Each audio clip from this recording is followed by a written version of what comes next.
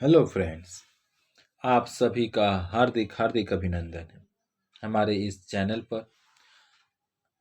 अगर आप हमारे इस चैनल पर फर्स्ट टाइम आए हैं तो प्लीज़ चैनल को सब्सक्राइब कीजिए और बेल आइकन के बटन को प्रेस कर दीजिए ताकि एग्ज़ाम से जुड़ा हुआ और आपके क्लास से जुड़ा हुआ हर तरह की जानकारी इस चैनल पर मुहैया किया जाता है और उसकी जानकारी आप तक सबसे पहले पहुंच सके। इसके लिए आप चैनल को सब्सक्राइब कीजिए, बेल आइकन के बटन को प्रेस कर लीजिए। तो चलिए, आज हम लोग क्लास 8 लेसन 1 पद खंड के अंतर्गत सुर के ये पद हैं जिसके राइटर हैं सूरदास जी। चलिए, सबसे पहले कवि परिचय से अवगत हुआ जाए। तो कवि परिचय में आप देखिएगा, सूरदास भक्तिकालीन सगुण यानी अच्छे गुण कृष्ण मार्गी धारा के सर्वश्रेष्ठ भक्त कवि थे और इनका जो जन्म है वो 1478 ईस्वी में रुनकता नामक ग्राम जो कि मथुरा में है वहां हुआ था। सन 1585 के आसपास पारसोली नामक ग्राम में इनकी यह लीला समाप्त हो गई, यानी कि ये इनकी मृत्यु हो गई। सूरदास महाप्रभु वल्लभाचार्य के शिष्य थे और भगवान कृष्ण इनके इष्ट देव थे। ये वात्सल्य और श्रृंगार के अन्यतम कवि हैं और इनकी कविता ब्रज भाषा का श्रृंगार कही जाती है। इनके काव्य की भाषा सरल और मधुर ब्रज भाषा है। इनकी प्रसिद्ध रचनाएं सूरसागर, सुरसरावली और साहित्य लहरी है। इनके काव्य में कृष्ण की बाल लीलाओं, प्रेम लीलाओं की मनोरम झांकी मिलता है। सूरसागर में भक्ति और विनय संबंधित पदों की अधिकता है। सूर्य काव्य में साहित्य और संगीत का भी सुंदर संयोग देखने को मिलता है। चलिए, पद पहला पढ़ते हम लोग। अब के राखी लेहु भगवान हो अनाथ बैठियो डुम डारिया पारधी साधे बा ताके डर हो भाज्यो चाहत ऊपर ढुकियो सच्चान दुहु भांति दुख भयो आही आनी यह कौन उबारे प्राण सुमिरत ही अहि डारियो पारधी कर छुटियो संधान सूरदास सर लागियो संचाही सच नहीं जय जय कृपा निधान। यहाँ पर शब्दार्थ दिया गया है। इन शब्दार्थों को आप लोग याद कर लीजिएगा तो आपके इस पद खंड को समझने में काफी सुविधा होगा। चलिए देखा जाए तो यहाँ प्रसंग बतलाया गया है कि प्रस्तुत जो पद है वो साहित्य मेला, जो आपके किताब का नाम है, के सुर के पद पाठ से उद्धृत किया गया है और इसके कवि सूरदास जी हैं। आखिर किस संदर्भ में इस पद को बोला गया है? तो इस पद में भक्त जो कवि सूरदास जी हैं वह ईश्वर की महिमा का गुणगान किया है। उन्होंने स्पष्ट किया है कि ईश्वर के स्मरण से ही भयंकर से भयंकर संकट से भी मुक्ति मिल सकती है। अगर आप चाहते हैं किसी भी संकट से मुक्ति पाना तो उसके लिए आपको बस ईश्वर का स्मरण करना होगा। चलिए व्याख्या देखा जाए तो सूरदास जी एक पक्षी के माध्यम से स्पष्ट किया है कि ईश्वर किस प्रकार भक्त की रक्षा करते हैं। एक अनाथ पक्षी जो वृक्ष की डाली पर बैठा हुआ था, वह ईश्वर से प्रार्थना करता है कि हे प्रभु, अब मेरी रक्षा कर लीजिए।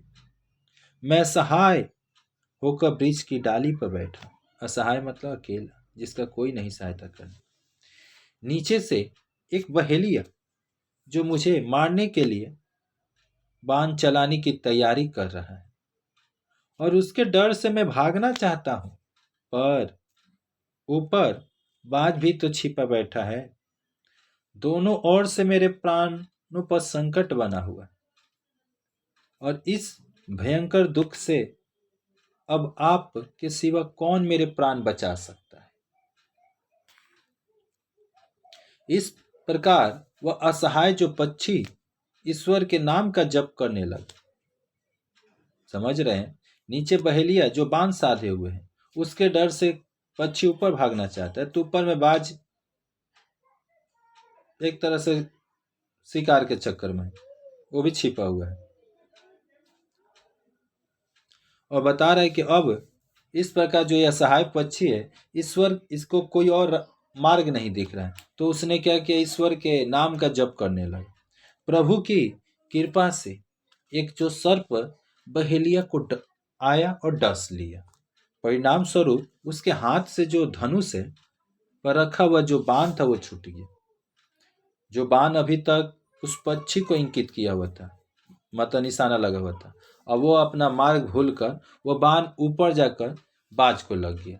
और इस तरह से देखा गया क्या कि प्रभु की कृपा से बहेलिया तथा बाज दोनों खत्म हो गए, यानी एक तीर दो निशान, प्रभु की कृपा, जय जय कृपा निधान। तो और यहाँ पर ईश्वर के नाम को जपने लगते हैं कभी, और पक्षी के प्राण संकट से, और जो पक्षी के जो प्राण है संकट से बच गए। और सचमुच ये प्रभु अतिशय कृपालु हैं, कभी प्रसन्न होकर तब लगते हैं ईश्वर की जय जयकार करने लगते हैं। कोई भी करेगा, ऐसी स्थिति में कौन उबार सकता है, प्रभु के सिवा कोई और नहीं। तो ये पदखंड पहला का व्याख्या था। आशा करते हैं आप लोग समझ गए होंगे।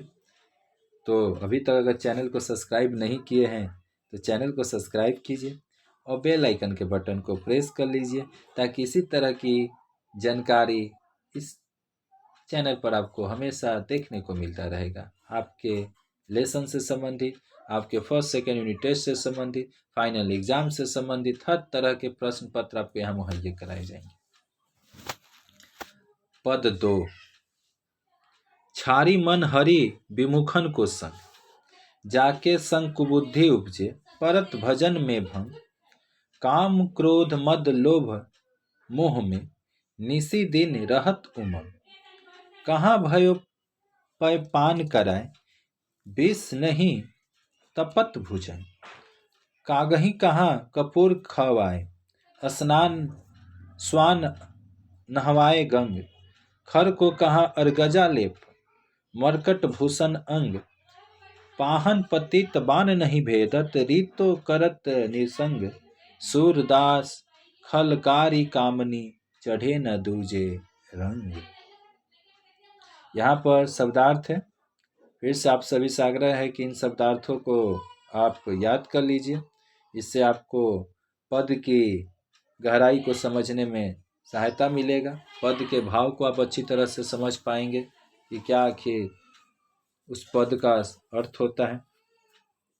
तो चलिए प्रसंग देख लेते हैं दूसरे पद का।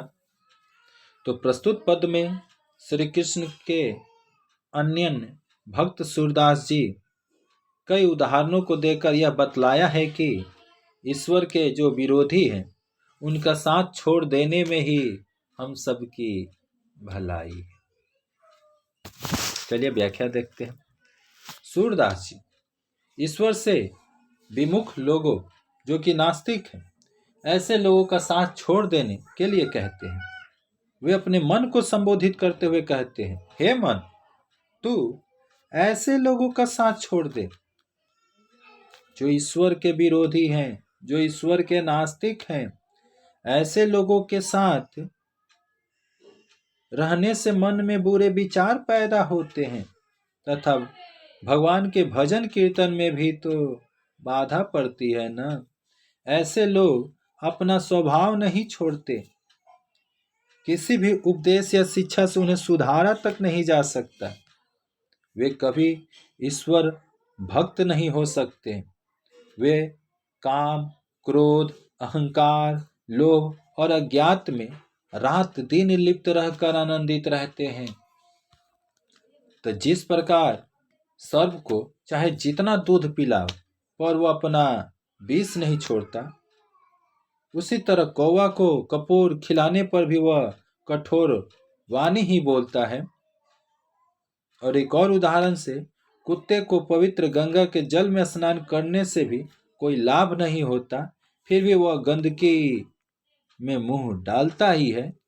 गधे को चंदन का लेप करने पर भी वह विद्वान नहीं बन पाता, फिर वह कीचड़ में ही लौटता है।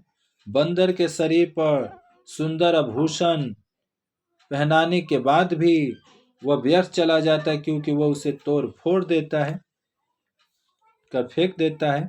अतः कठोर पत्थर पर बाण का भी कोई असर नहीं पड़ता, तरकस के सारे बाण खत्म हो जाते हैं। सोचिए, सुधारते सुधारते, मतलब कि उसको छेद करते करते, पर पत्थर में भेद तक नहीं हो पाते।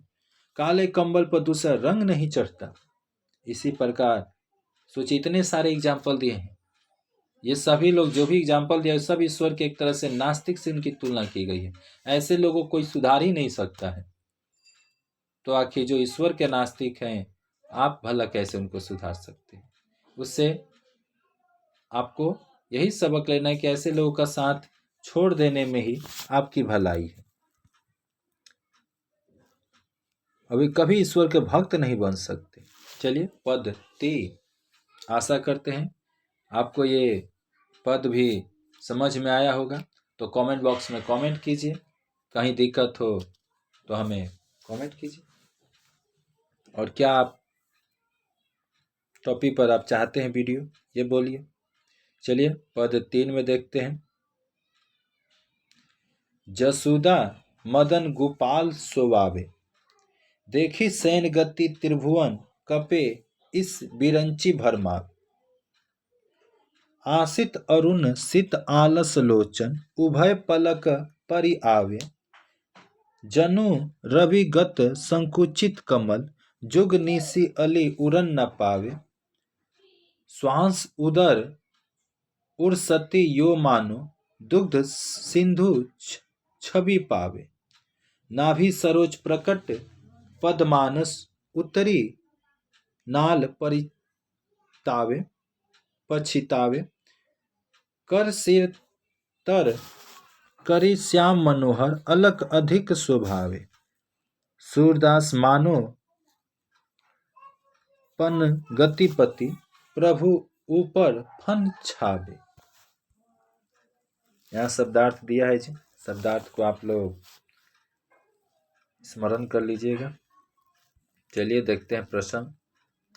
तो प्रस्तुत पद में सूरदास जी ने भगवान कृष्ण की निंद्रा लेने की क्रिया को वर्णन किया कि भगवान श्री कृष्ण उनकी निंद्रा लेने की स्थिति क्या है, कैसे वो निंद्रा लेते हैं और उसका क्या असर होता है।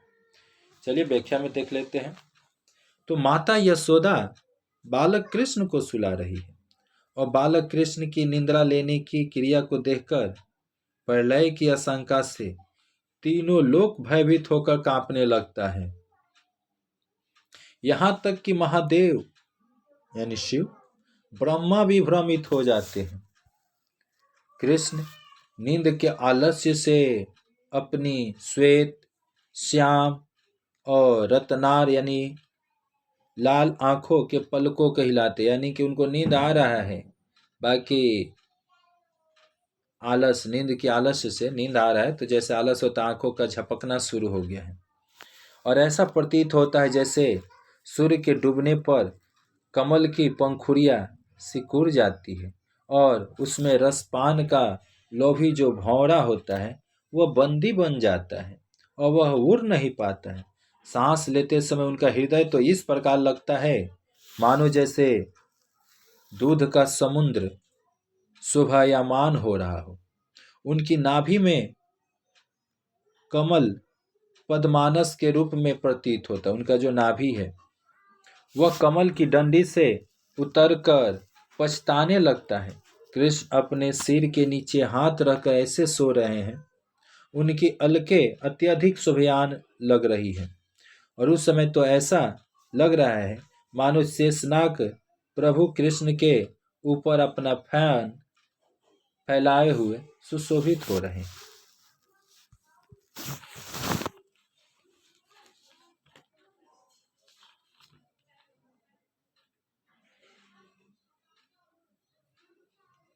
तो इस वीडियो में इतना ही।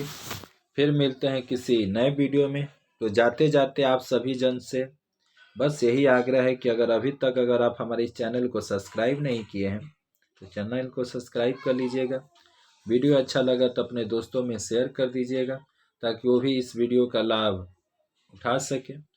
फिर मिलते हैं किसी नए वीडियो में, तब तक के लिए जय हिंद, जय भारत, वंदे मातरम।